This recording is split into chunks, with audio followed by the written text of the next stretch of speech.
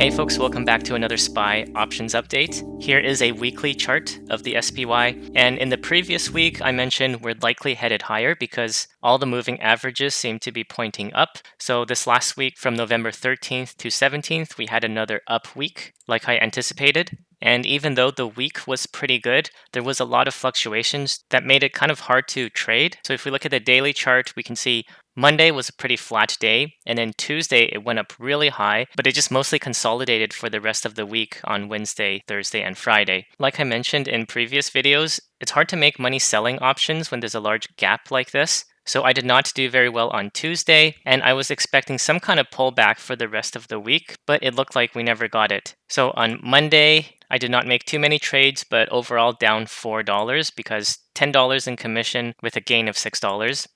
Tuesday, like I mentioned, I lost quite a bit, minus $125, and I made 82 on Wednesday, Thursday 116, and then $36 on Friday. So overall, because of the big loss on Tuesday, I only made $105. Meanwhile, the SPY up about 3%, which was quite a big move for an index, and this is what the graph looks like. So what about this week? Well, we just had Monday, and it was a pretty surprising up move. That's this most recent bar over here from the daily chart. And we can see it's November 20th today. It's 137, so the market just closed not long ago. And we do have a shorter trading week this week because Thursday is a holiday. So we just have 3 more days of trading this week. Today I did relatively okay. If you look at the SPY trades I've made, I made a total of $41 and then minus commission, which will be 30 something dollars.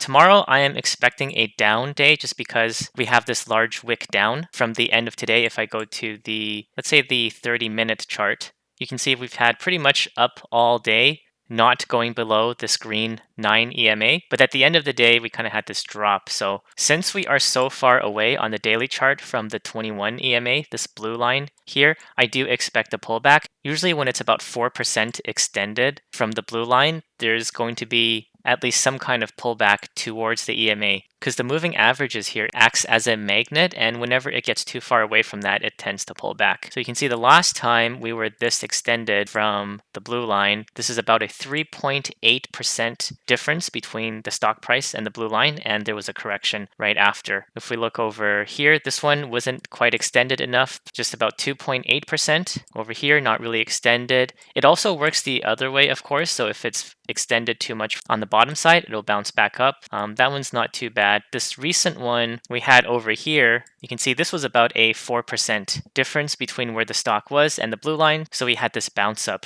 immediately. But now it looks like we're extended in the opposite direction. That's about a 3.5%, so we could get one more update, but I think there's a good chance that by Friday we're going to see either consolidation or a pullback towards the blue line. But I am slightly bearish just for tomorrow because on an uptrend right now, which is what the stock market is doing, whenever there is a green bar with a tail on the top side and there's no tail on the bottom or a very small one, there's a 60% chance that the market is going to close the next day lower than the current day. So we'll have to see, but as usual, I'm taking this one day at a time. So thanks a lot for watching. Good luck with your investments, and until next time.